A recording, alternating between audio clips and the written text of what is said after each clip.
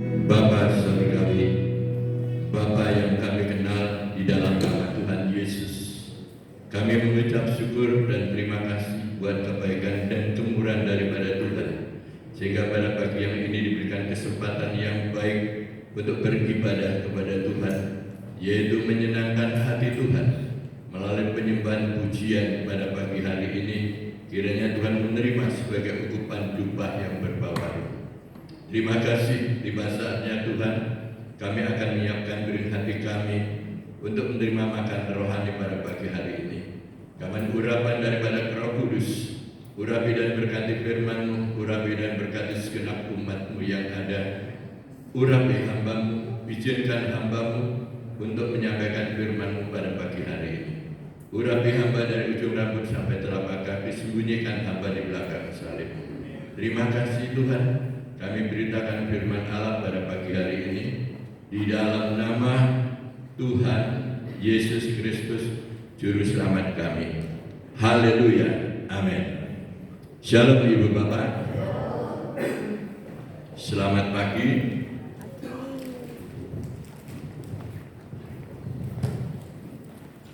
Salam sejahtera bagi kita semuanya. Kita sudah menyembah dan memuji Tuhan. Tiba saatnya kita akan baca firman Tuhan. Ibu Bapak, nanti setelah firman Tuhan dukung dalam doa, yaitu hari ini Bapak Tony tidak bisa hadir, yang hadir Ibu Tony karena Bapak Tony jatuh. Ya, kakinya sekarang sedang dirawat di rumah sakit Mayapada. Dukung dalam doa supaya ada pemulihan dan kesembuhan daripada Tuhan. Amin Ibu Bapak. Terima kasih. Tiba saatnya kita akan baca firman Tuhan. Pembacaan firman Tuhan terdapat di dalam surat 1 Petrus pasal 4 ayat yang ke-7. Surat 1 Petrus pasal yang ke-4 ayat yang ke-7. Sudah dapat? Kita akan baca bersama-sama. Kita akan mengaminkan bersama-sama. 1 Petrus pasal 4 ayat yang ke-7. 2, 3. Kesudahan segala sesuatu sudah dekat.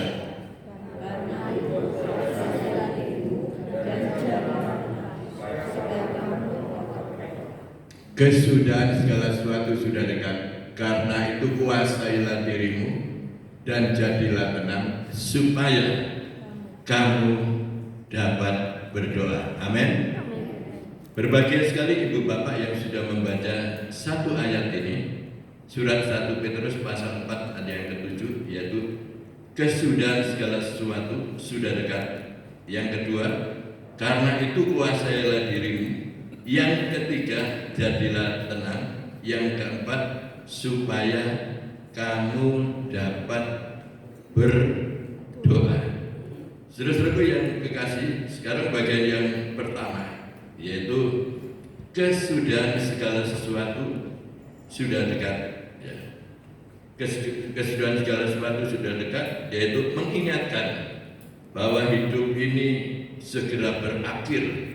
Hidup manusia di dunia ini sangat singkat. Ya, berapa lama kita hidup di dalam dunia ini kita tidak bisa mengetahui, karena pemazmur mengatakan, kitab Mazmur 90 ayat 10, ya, hidup manusia itu ditentukan 70 tahun. Kalau lebih daripada itu anugerah kemurahan daripada Tuhan. Ya. Saya sendiri umur baru 72 tahun. Jadi saya masih mendapatkan bonus 2 tahun. Dan firman Tuhan mengatakan umur manusia itu 70 tahun. Kalau kuat 80 tahun. Saya masih 72 tahun. Saya mengucap syukur bahwa Tuhan itu baik, bahwasanya kasih kesetiaannya untuk selamanya. Itu yang harus kita syukuri. Satu pengakuan kita dalam usia yang lanjut ini, tidak berani berjalan sendiri. Kami senantiasa mengundang Tuhan untuk menyertai, melindungi dalam perjalanan kita, ya, karena usia yang lanjut ini seringkali yaitu jatuh, saudara. Kalau nggak jatuh sendiri ya jatuh ditabrak motor, ya saya pernah juga jatuh ditabrak motor, jatuh dari rumah sendiri, jatuh di pasar, ya. Terus yang terakhir itu saya jatuh di kamar mandi, saudara. Waktu saya jatuh di kamar mandi, saya tidak bisa bergerak. Ya saya sadar, cuma saya berdoa, mohon pertolongan daripada Tuhan. Tuhan berikan kekuatan bagaimana saya bisa bangun. Saya karena sudah jatuh, wes terbentur apapun, tapi saya punya Tuhan. Tuhan berikan kekuatan, saya nggak berteriak pada anak saya apapun, enggak. Saya berusaha bagaimana saya harus bisa berdiri, tapi puji Tuhan, Tuhan berikan kekuatan, saya bisa berdiri. Ya, akhirnya keluar dari kamar mandi, saya dalam keadaan sadar, saya bersyukur, terima kasih Tuhan. Saya nggak ngomong kepada anak saya kalau saya jatuh, enggak. Saya cuma ngomong kepada Tuhan, terima kasih Tuhan, bahwa Engkau baik, bahwasanya kasih selamat. Inilah hidup orang yang lanjut usia. Kalau tidak hati-hati, ya seperti itu jadinya. Tapi saya bersyukur firman Tuhan mengatakan, apabila engkau jatuh, enggak sampai tergeletak. Ya, amin saudaraku, Tuhan akan mengangkatnya. Amin saudaraku, yang lanjut usia. Saudaraku yang dikasihi oleh Tuhan, hidup manusia di bumi ini sangat singkat jika dibandingkan dengan kekekalan. Sekarang banyak ilustrasi yang menjelaskan betapa singkatnya hidup ini. Berapa lama sih kita hidup di dunia ini? Orang Jawa mengatakan, mampir ngombe, ya, minum sebentar aja. Kita akan meninggalkan bumi ini. Kapan? Kita nggak tahu. Rahasia ilahi. Yang penting kita siap. Kapanpun Tuhan panggil kita siap. Ya. Karena di sini banyak ilustrasi yang menjelaskan betapa singkatnya hidup ini. Hidup ini seperti yaitu uang. Kehidupan manusia itu seperti uang. Coba kita lihat surat Yakobus pasal 4 ayat yang ke-14. Surat Yakobus pasal 4 ayat yang ke-14.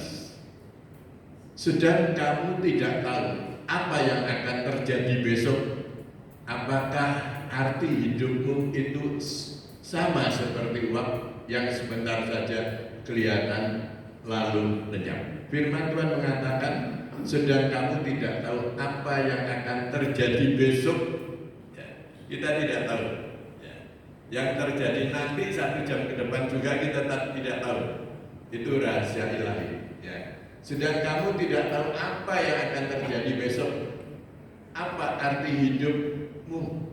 Hidupmu itu sama seperti uap yang sebentar saja kelihatan lalu lenyap. Itulah kehidupan manusia, bagaikan uap, begitu kelihatan sebentar itu sudah lenyap. Terus yang selanjutnya, hidup ini seperti awan. Ayub pasal 7 ayat 9 sampai 10. Kitab Ayub pasal 7 ayat 9 dan 10.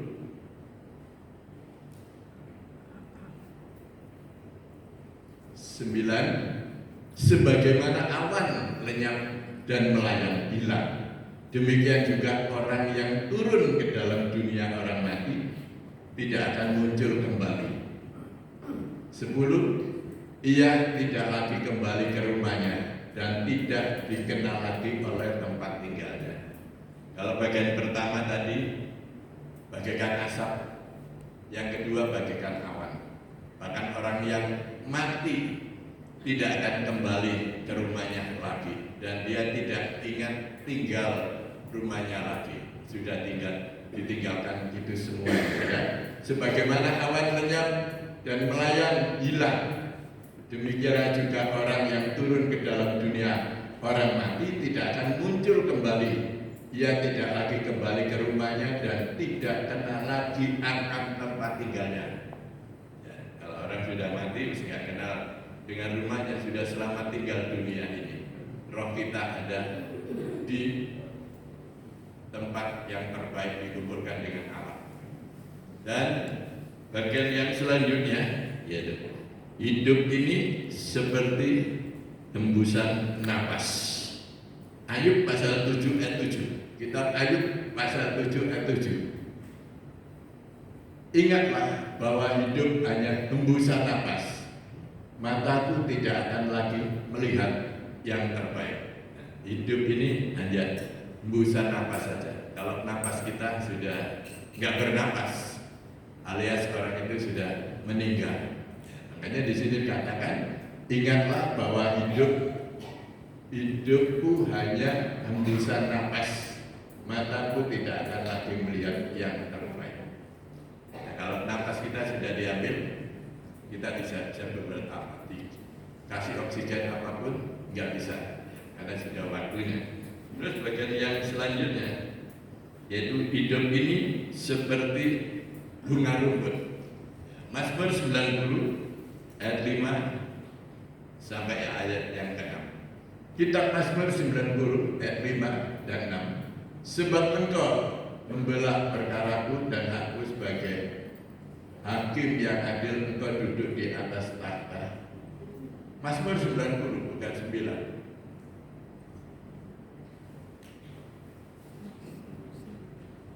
Mazmur 90 ayat 5 dan 6. Engkau menghanyutkan manusia, mereka seperti mimpi, seperti rumput yang bertumbuh. 6. Di waktu pagi berkembang dan bertumbuh di waktu petang, risut dan layu. Ini saudara, manusia itu bagaikan rumput. Pagi segar, bunga pun segar, tapi kena matahari dia akan layu dan segera risut pada sore harinya. Dan bagian yang terakhir yaitu hidup seperti anak panah. Mazmur 127 ayat yang keempat. Kitab Mazmur 127 ayat yang keempat. Seperti anak panah di tangan pahlawan, demikianlah anak-anak pada masa muda.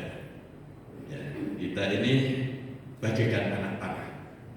Kalau sudah dilepas, tidak akan kembali lagi. Dan hidup ini sebentar, lalu lenyap, dan tidak ada yang bisa mengulanginya. Makanya pergunakan hidup ini dengan baik, ya. Karena hari-hari ini adalah jahat sekali. Gunakan waktu ini yang terbaik. Sekarang bagian yang kedua. Bagian yang kedua, kalau tadi bagian pertama segala, yaitu kesudahan segala sesuatu sudah dekat. Sekarang bagian yang kedua, karena itu kuasailah dirimu. Bagian yang kedua, kuasailah dirimu, yaitu kalau di dalam buah roh, di dalam surat Galatia pasal 5 ayat 23 bagian yang terakhir, buah roh itu adalah penguasaan diri. Kita baca Mazmur Amsal 16 ayat 32. Kitab Amsal 16 ayat yang ke-32. Orang yang sabar melebihi seorang pahlawan. Orang yang menguasai dirinya melebihi orang yang merebut kota. Saudara yang kasih Tuhan, menguasai diri artinya penguasaan diri itu kemampuan bisa mengontrol, bisa mengatur, mengendalikan diri sendiri.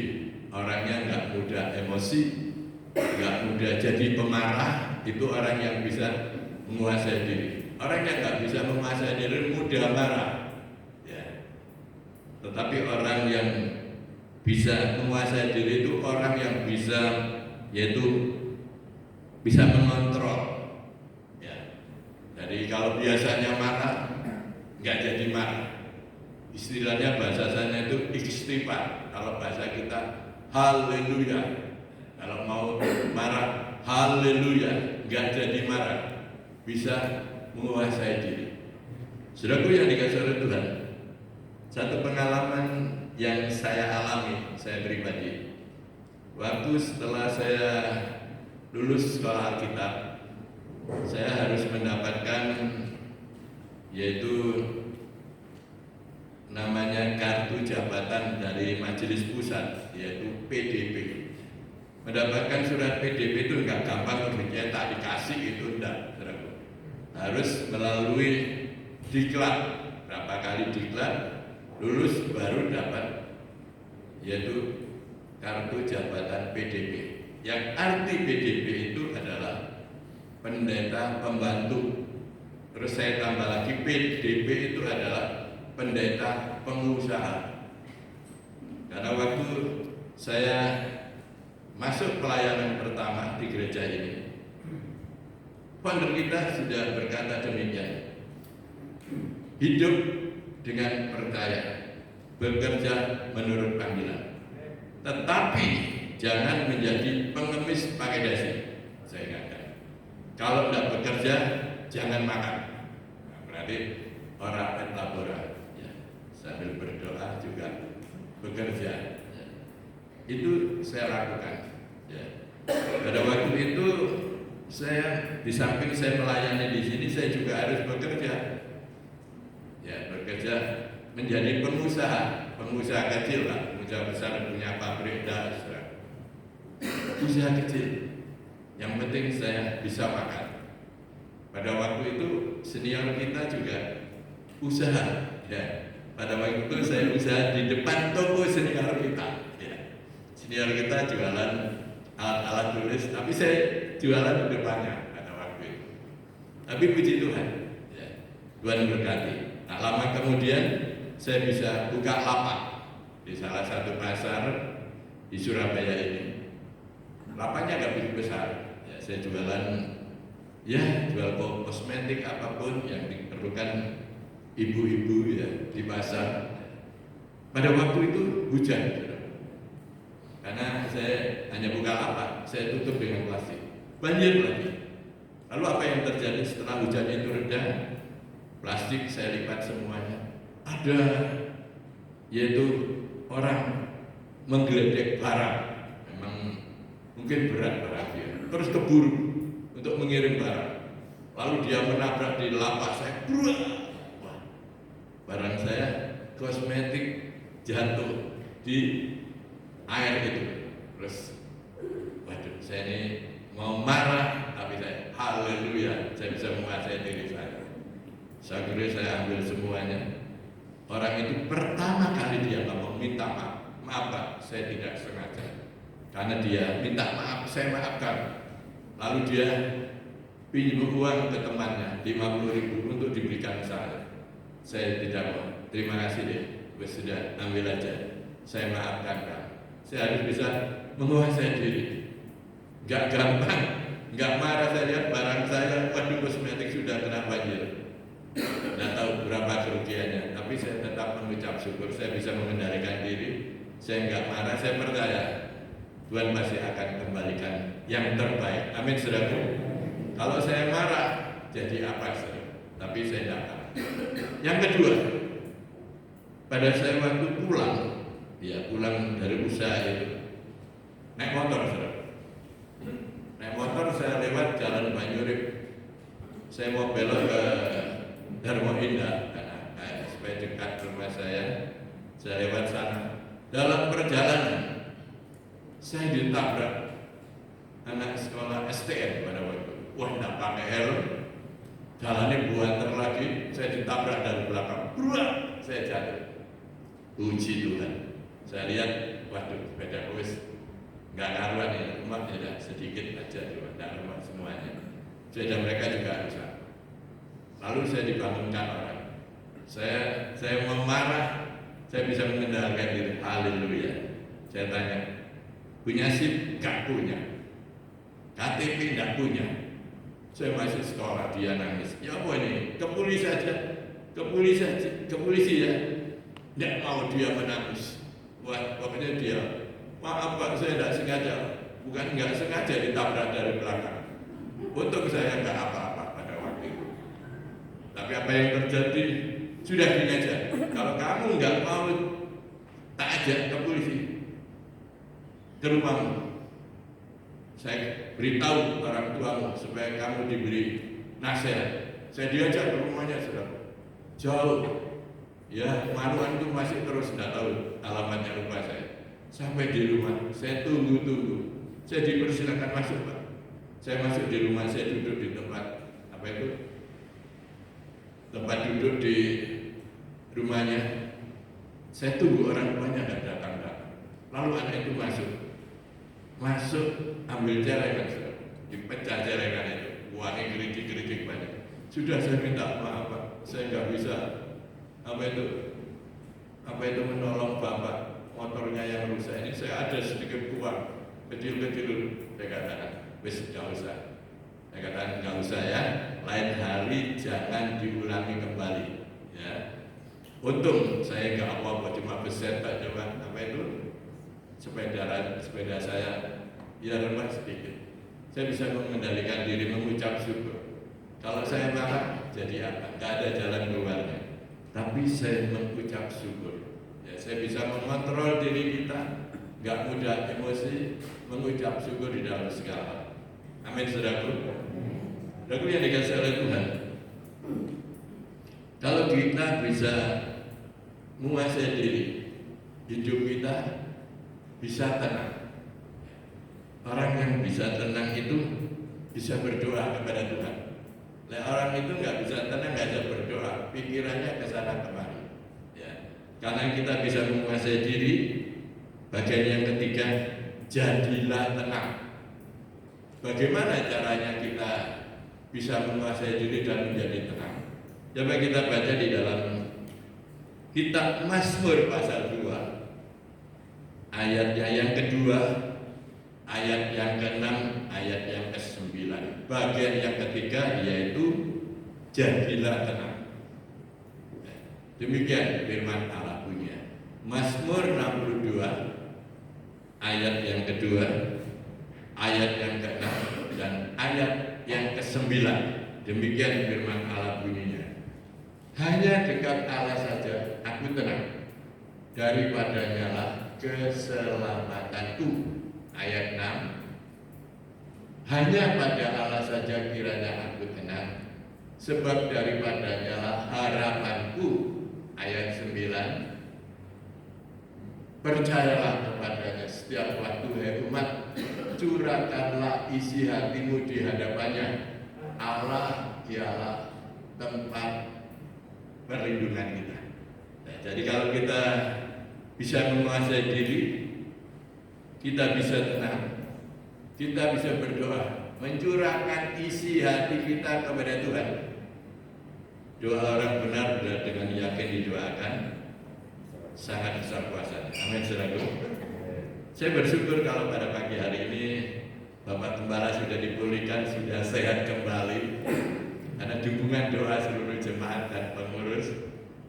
Ya, hari Senin kemarin Bapak Gembala kita telah dioperasi berjalan dengan lancar dan aman. Sehingga pemulihan saya ini sehat itu karena kemurahan daripada Tuhan. Amin, saudaraku. Kalau kita hidup tenang, berdoa sehati sepikir, doa orang benar-benar dengan yakin didoakan, sangat besar kuasanya. Ya, amin, saudaraku. Makanya itu tenangkan hati saudara. Sekarang itu banyak orang yang nggak tenang, kayak tidur, pikirannya kemana-mana. Ya. Coba kontrol diri saudara, periksa diri saudara, mendekatkan diri kepada Tuhan. Nggak usah nyalakan satu dengan yang lain. Periksa diri kita masing-masing. Kalau sudah bisa tenang, sudah bisa berdoa. Firman Tuhan katakan, tinggallah di dalam aku. Firman-Ku, pribadi Allah dan dalam hati saudara. Permohonan doa saudara apapun yang saudara doakan, yakin Tuhan pasti akan kabulkan. Amin. Makanya kuncinya harus tenang. Ya. Tenang. Di Surabaya ada tapi tenang, tapi nggak menjual ketenangan itu. Ketenangan itu diberikan dengan cuma-cuma bagi orang yang percaya, yang selalu mendekatkan diri kepada Tuhan. Sekarang bagian yang keempat. Setelah kita tenang, yaitu bagian yang keempat, bagian yang terakhir, supaya dapat berdoa. Ya, karena doa Seringkali saya katakan, D itu duduk, O itu ngomong, A itu Allah. Ya, duduk ngomong kepada Allah. Ini saudara. Dan doa adalah gaya hidup orang yang percaya. Nah, setelah itu salah satu contoh yaitu doa berapa kali sih orang Kristen ini? Ya. Kalau kita melihat Daniel berdoa 3 kali, sehari 3 kali. Saudara sepupu kita kalau dia sembahyang 5 kali. Bagaimana dengan saudara saya? Setiap pagi, siang, sore atau malam atau setiap saat.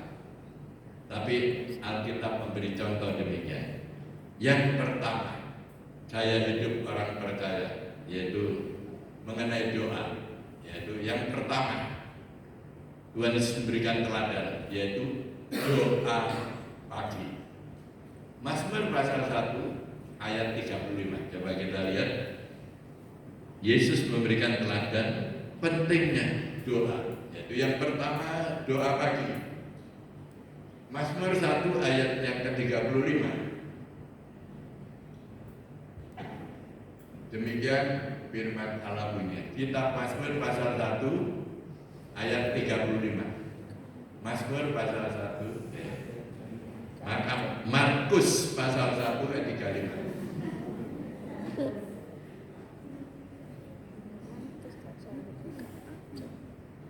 Ya, pagi-pagi benar, waktu hari masih gelap, ia bangun dan pergi keluar. Ia pergi ke tempat yang sunyi dan berdoa di sana. Ya, teladan yang terbaik. Tuhan Yesus memberi contoh pagi-pagi benar. Dia pergi ke tempat yang sunyi, ya, dan berdoa di sana. Sebelum dia menjalankan tugas pelayanan ke desa-desa, ke kota-kota, dia keluar ke tempat yang sunyi berdoa kepada Bapaknya. Ya. Bagaimana dengan saudara saya? Apakah saudara pagi-pagi benar masih tidur? Ayo, kita bukan mengajar, mari kita belajar. Setiap pagi kita bangun pagi, berdoa sebelum kita menjalankan aktivitas pelayanan, bekerja, baik kuliah, kita datang dulu kepada Tuhan, berdoa kepada Tuhan, mengucap syukur kepadanya bahwa sudah diberikan panjang umur, diberikan sehat, bisa menghirup udara yang segar. Bahkan saudara yaitu berdoa kepada Tuhan dan melibatkan setiap usaha pekerjaan lain apapun, tolong Tuhan libatkan di dalam pekerjaan. Ya, karena hari-hari ini banyak orang yang mengeluh, baik pengusaha besar kecil pun banyak yang mengeluh. Tapi tolong libatkan Tuhan di dalam usaha, di dalam doa di waktu pagi. Karena pemazmur mengatakan, yaitu di dalam kitab Mazmur pasal 5 ayat 4, Tuhan mendengar seruan doa setiap pagi. Ini saya mengimbau ibu bapak yang berdoa di rumah, doalah dengan sungguh-sungguh. Karena Tuhan mendengar seruan doa setiap pagi. Libatkan yaitu doa Tuhan di dalam usaha pekerjaan pelayanan, libatkan semua. Karena di dalam Roma 8 ayat 28, Allah turut bekerja untuk mendatangkan kebaikan. Ini pentingnya doa setiap pagi. Sekarang kita melihat lebih jauh lagi, yaitu Ayub juga berdoa pagi. Ayub pasal 1 ayat yang kelima. Kitab Ayub pasal 1 ayat yang kelima, demikian firman Allah. Setiap kali apabila hari-hari pesta telah berlalu, Ayub memanggil mereka dan menguduskan mereka. Keesokan harinya pagi-pagi bangunlah Ayub, lalu mempersembahkan korban bakaran, yaitu sebanyak jumlah mereka sekalian, sebab pikirnya mungkin anak-anakmu sudah berbuat dosa dan telah mengutuki Allah di dalam hati. Demikianlah dilakukan Ayub senantiasa. Ayub setiap pagi doa pagi, yaitu dia seorang imam di dalam rumah tangga. Dia mempunyai 10 anak. Setiap pagi dia memberikan persembahan untuk Tuhan, saudara, yaitu untuk 10 anaknya yang seringkali anaknya itu berpesta pora. Tetapi Ayub ini memohonkan kepada Tuhan supaya ke-10 anaknya ini mendapatkan pengampunan. Dia memberikan persembahan. Setiap pagi dia berdoa pagi untuk keluarganya. Itu satu pergumulan. Karena di dalam Ayub itu, di dalam Ayub pasal 7 ayat 1, hidup itu berat. Hidup itu penuh dengan pergumulan. Makanya Ayub itu pergumulan untuk anak-anaknya, 10 anaknya. Ya, nakal, suka minum, suka mabuk dan sebagainya. Sudah punya anak satu aja yang nakal bingung, tapi Ayub ini tetap bergumul untuk keluarganya, sehingga Ayub mendapatkan kekuatan. Ujian apapun yang dialami, tapi Ayub tetap kuat. Karena apa? Melalui doa. Ya, kalau kita nggak berdoa nggak kuat, saudara. Memang pemazmur mengatakan kemalangan orang benar itu banyak, silih berganti. Satu belum selesai, satu datang lagi. Satu belum selesai, satu datang lagi. Itu kehidupan Israel. Tetapi Tuhan katakan, aku akan meluputkannya. Amin, saudara. Tuhan pasti akan tolong. Tuhan akan pasti memberikan satu jalan keluar untuk saudara dan saya. Nah, terus selanjutnya, apa lagi? Contoh lagi, Ibu Hana yang mandul. 1 Samuel pasal 1 ayat yang ke-27, ayat yang ke-19 dan ayat yang ke-20. 1 Samuel pasal 1 ayat 27, 19 dan 27. Demikian firman Allah. 1 Samuel pasal 1 ayat 27, ayat 19 dan ayat yang ke-20. Demikian firman Allah bunyinya. Untuk mendapatkan anak, inilah aku berdoa, dan Tuhan telah memberikan kepadaku apa yang ku minta daripadanya. 19. Keesokan harinya bangunlah mereka pagi-pagi, lalu sujud menyembah di hadapan Tuhan.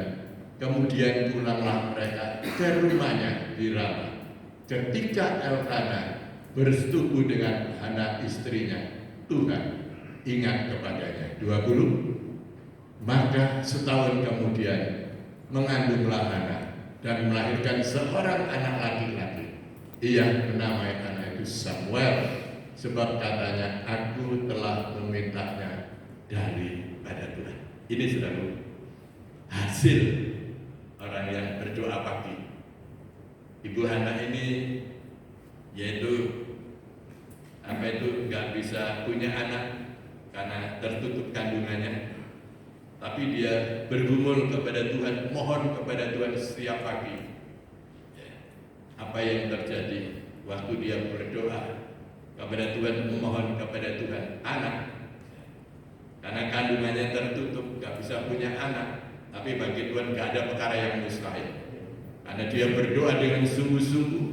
Waktu setelah dia berdoa pagi, waktu dia pulang ke rumahnya, waktu dia bersetubuh dengan suaminya, Tuhan ingat ya janjinya. Akhirnya setahun kemudian Ibu Hana ini hamil dan melahirkan seorang anak laki-laki, namanya Samuel. Ini sudah hasilnya orang yang berdoa pagi. Karena saya katakan tadi di Mazmur, orang mendengar seruan doa di waktu pagi. Mazmur 5 ayat yang ke-4. Ya. Setelah itu pengalaman lagi mengenai doa, yaitu Daud sebelum menunaikan tugasnya sebagai raja. Dia tahu satu-satunya dia harus berdoa dulu, karena dia diangkat menjadi raja itu karena Tuhan. Ya. Makanya dia sebelum menjalankan tugas di istana sebagai raja, dia lebih dahulu doa pagi. Ya. Sudah saya katakan tadi, Mazmur 5 ayat 4, saya ulangi lagi, tolong ditayangkan. Kitab Mazmur pasal 5 ayat 4. Tuhan, pada waktu pagi Engkau mendengar seruanku. Bagaimana dikatakan Tuhan, pada waktu pagi Engkau mendengar seruanku. Pada waktu pagi aku mengangkat persembahan bagimu dan aku menunggu-nunggu. Ya. Ingat, yaitu Tuhan mendengar seruanku pada waktu pagi. Jadi doa saudara didengar.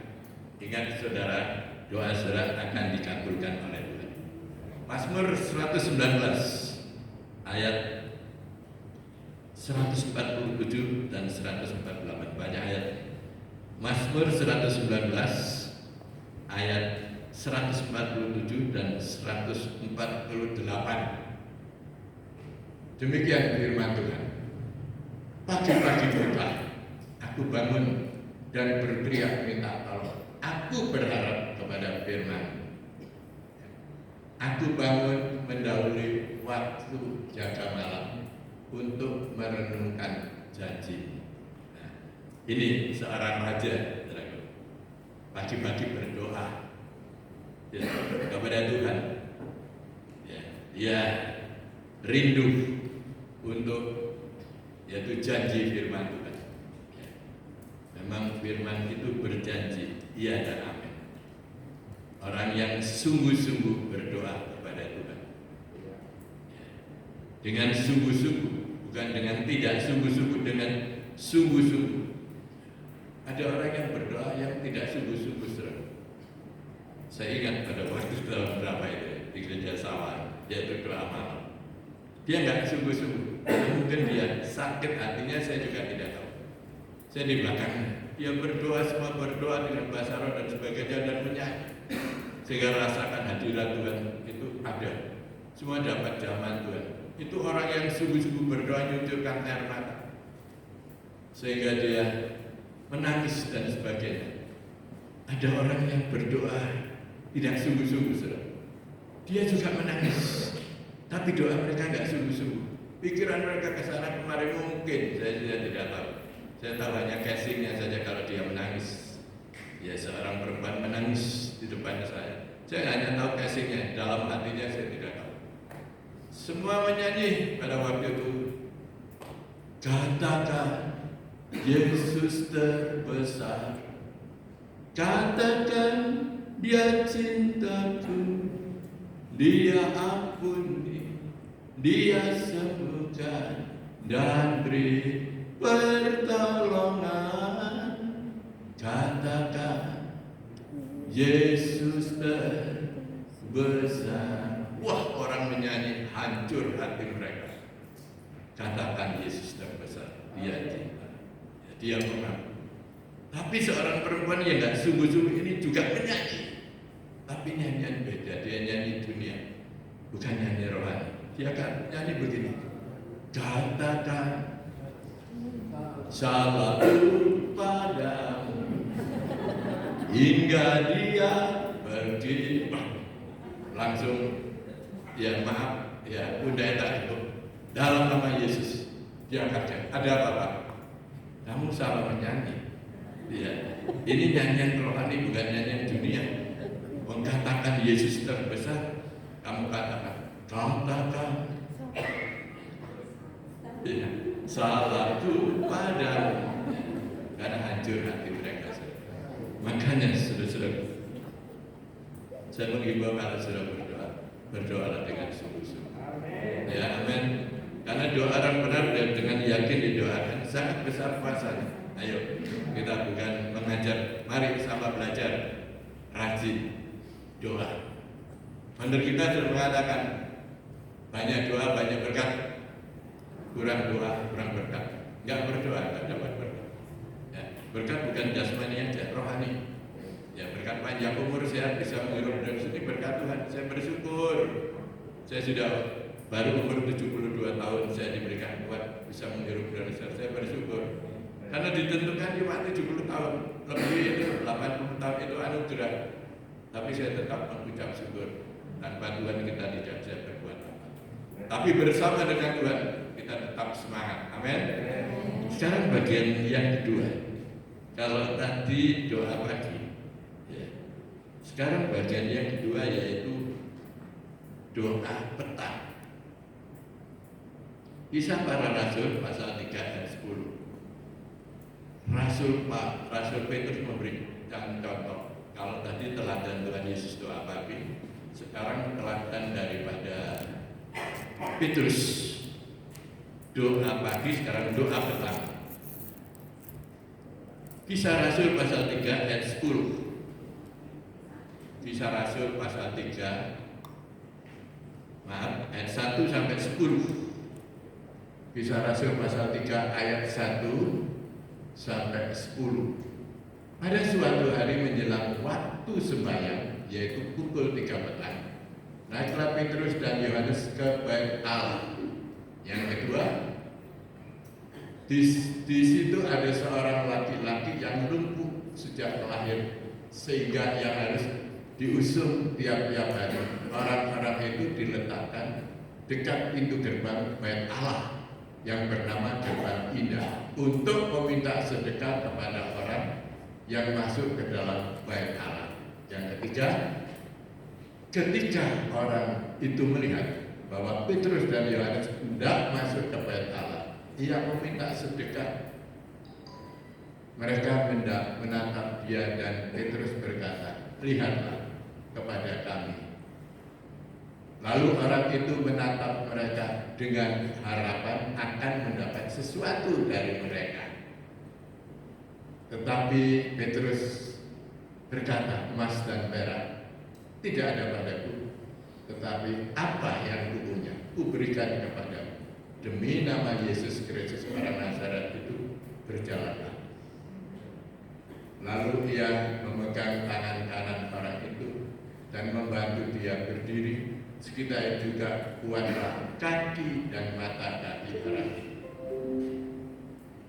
Ia melonjak berdiri lalu berjalan kian kemari dan mengikuti mereka ke dalam bait Allah, berjalan dan melompat-lompat serta memuji Allah.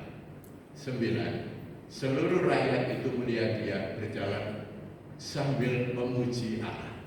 10. Lalu mereka mengenal dia sebagai orang biasanya duduk meminta sedekah di gerbang indah bait Allah, sehingga mereka takjub dan tercengang tentang apa yang telah terjadi padanya. Nah, ini teladan yang baik.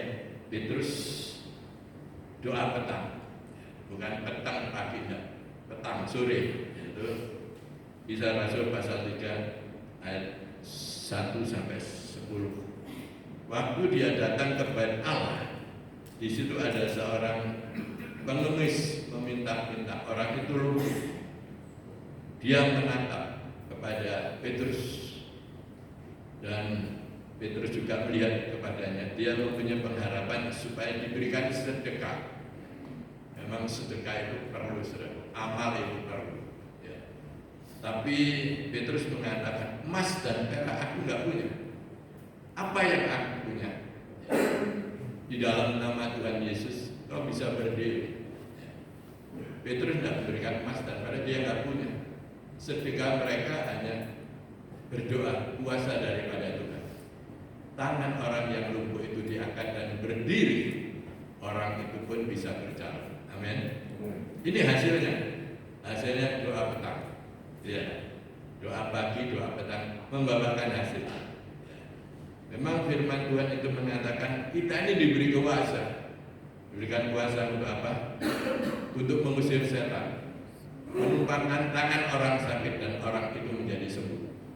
kita diberi hak dan diberikan kuasa. Firman Tuhan mengatakan tanda-tanda ini akan menyertai orang percaya.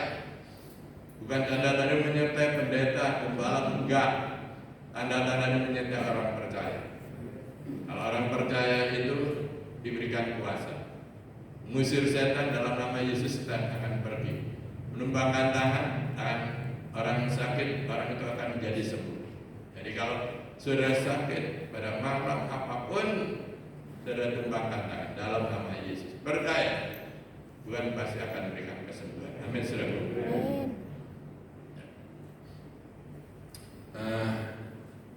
Berapa hari yang lalu, waktu perjalanan saya ke desa, ya waktu itu Idul Fitri, saya kan harus silaturahmi kepada saudara-saudara kita yang ada di desa. Kita harus menjadi penginjil, apa itu Injil yang bisa dibaca dengan mereka. Saya dalam perjalanan dari Surabaya menuju Madiun dengan anak saya perempuan, hanya berdua saja, dan membawa sedikit yaitu barang, yaitu sembako untuk bagian mereka-mereka orang yang ada di desa-desa sana. Dalam perjalanan saya berdoa pada Tuhan, Tuhan lindungi saya bersama anak saya perempuan ini. Apa yang terjadi? Ya katakan, sudah gini aja Pak, nggak usah naik di tol, naik di bawah, apa jalan di bawah aja, ya, karena sepi.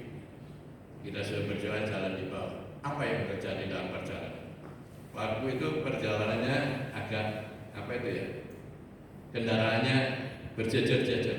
Terus anak saya itu nyelip ke kanan. Wah, dia nyelip. Nggak tahu depannya itu ada truk tangki besar. Darah Yesus. Wah, dia langsung bilang, tenang aja, nggak apa-apa. Saya itu kaget. Wah, lain hari jangan seperti itu. Nggak apa-apa, nggak bisa, nggak apa-apa, aman-aman. Puji Tuhan aman. Akhirnya sampailah saya di Madiun. Di sana memang rumahnya di bukit, saudaraku, di bawah ereng-erengnya Gunung Wilis. Ya, tempatnya juga dingin seperti di Tretes itu. Saya di sana 5 hari sakit, saudaraku. Gak bisa menikmati, tapi saya sakit. Sakitnya diare. Tuhan Allah. Saya sudah berdoa, sudah tumpangkan tangan, masih diare. Lalu apa yang terjadi? Untungnya ada dokter di sana, yaitu dokter jaga. Waktu saya ke rumahnya, kenapa Pak? Saya diare. Berapa hari diare? Sudah saya kasih obat apapun. Bukan Bapak salah makan, benar saudara. Itu saya salah makan. Selama 2 hari itu saya makan bakso, karena kan udaranya dingin. Bakso panas, pedas banget. Akhirnya diare. Dokter katakan, jangan makan pedas, jangan minum sopat, jangan minum susu. Ya pokoknya tirakat dulu.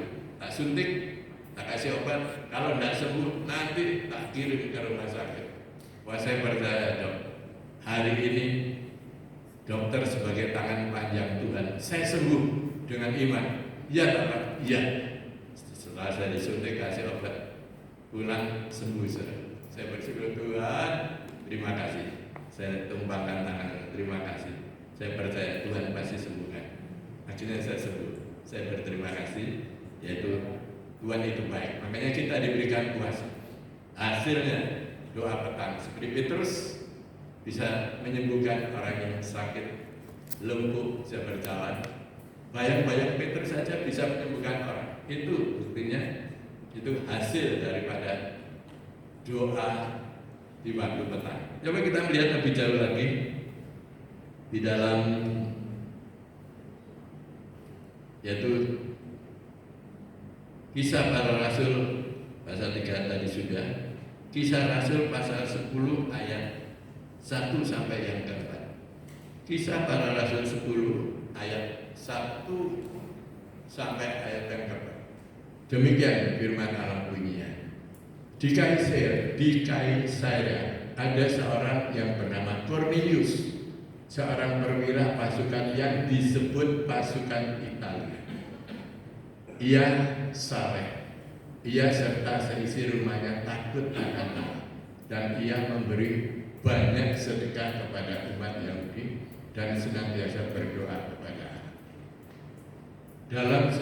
Dalam suatu penglihatan, kira-kira jam 3 petang jelas, tanpa kepadanya seorang malaikat Allah masuk ke rumahnya dan berkata kepadanya, Cornelius. Ia menatap malaikat itu dan dengan takut ia berkata, ada apa Tuhan? Jawab malaikat itu, semua doamu dan segamu telah naik ke hadirat Allah dan Allah mengingat engkau. Saudara, ini yang dialami oleh Cornelius, orang saleh, suka berdoa, suka memberikan sedekah kepada orang-orang Yahudi. Bagaimana dengan saudara saya? Sudah hidup saleh, banyak berdoa, banyak memberikan sedekah, itu yang akan menyelamatkan saudara dan saya. Apapun musibah yang terjadi menimpa saudara, musibah itu terjadi tapi saudara masih selamat. Ya, masih selamat, percayalah. Ya. Contohnya saya jatuh di kamar mandi, katanya orang kalau jatuh di kamar mandi, innalillahi. Tapi saya enggak. Saya ada Tuhan. Amin, saudara. Percayalah. Di samping kita doa, kita harus bersedekah. Karena itulah yang akan menyelamatkan saudara dan saya. Nah, sekarang bagian yang terakhir. Tadi doa pagi, doa petang, sekarang doa malam. Mazmur 119 ayat yang ke-62. Kitab Mazmur 119 ayat yang ke-62, yaitu doa malam.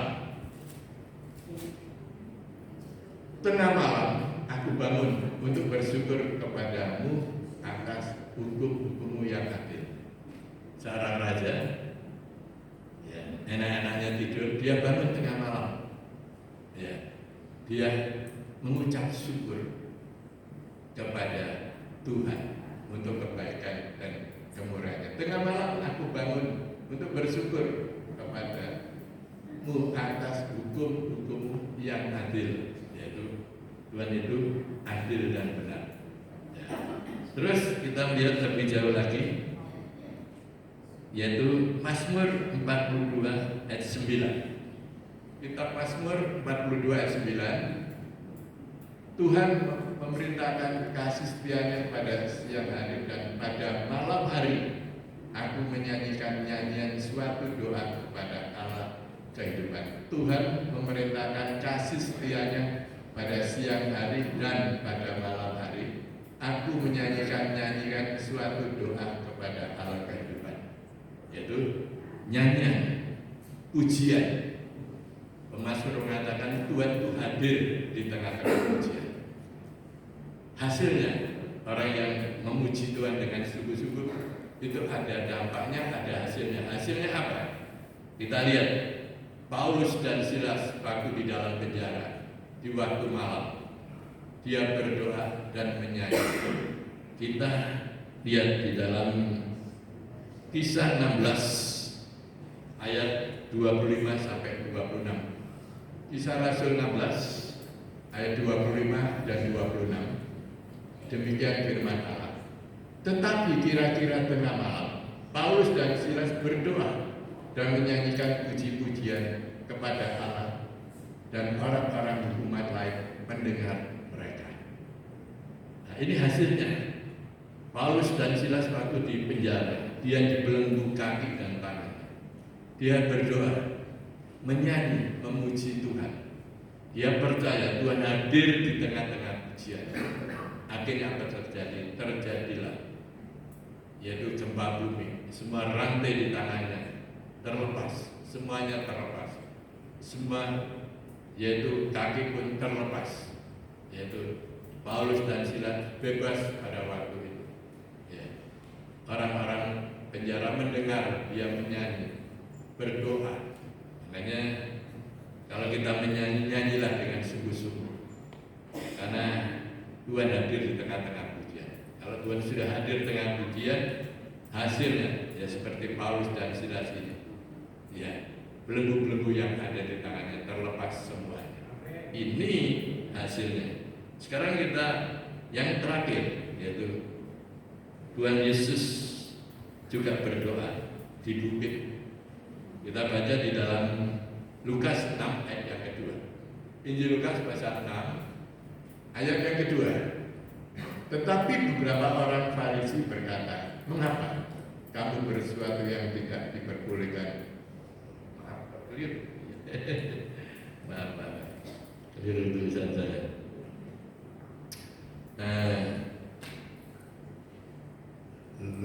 Lukas pasal 6 ayat 12.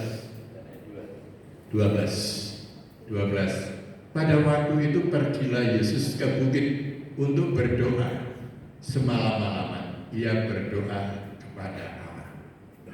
Tuhan Yesus pergi ke bukit berdoa semalam-malaman, semalam suntuk ya kepada Allah. Nah, ini salah satu contoh, yaitu doa pagi, doa petang, doa malam, semua membawakan hasil. Ya, amin, saudaraku. Efesus pasal 6 ayat 18. Surat Efesus pasal 6 ayat 18, apa yang ditulis Rasul Paulus kepada sedang jemaat di Efesus. Efesus 6 ayat 18. Surat Efesus 6 ayat 18.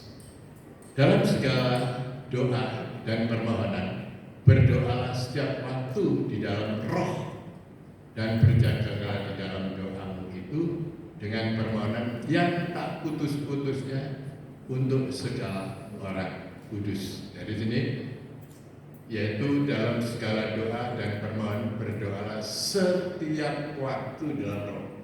Jadi berdoa setiap waktu itu ditentukan nggak pagi, siang, malam. Setiap waktu, setiap saat sudah ada waktu berdoa. Gunakanlah waktu itu berdoa kepada Tuhan dengan sungguh-sungguh. Coba kita tutup di dalam Filipi pasal 4 ayat 6 sebagai terakhir. Banyak ayat, maaf. Filipi 4 ayat 6. Demikian firman Allah bunyinya, janganlah hendaknya kamu khawatir tentang apapun juga, tetapi nyatakanlah dalam segala hal keinginanmu kepada Allah dalam doa dan permohonan dengan ucapan syukur. Ya, saudara nggak usah khawatir. Ya, saudara punya Tuhan. Permohonan dengan ucapan syukur aja Tuhan sudah tahu. Ya, Tuhan akan berkati, Tuhan akan melimpah, memberikan limpah untuk saudara orang yang berdoa dengan sungguh-sungguh, jangan berdoa dengan tidak sungguh-sungguh. Ya, karena hari-hari ini adalah jahat, tidak, bukan harinya yang jahat, tapi orangnya yang jahat. Ayo kita sungguh-sungguh, kita bukan mengajar, tapi kita sama-sama belajar. Kita naikkan satu pujian. Mari kita sama-sama pakai berdiri.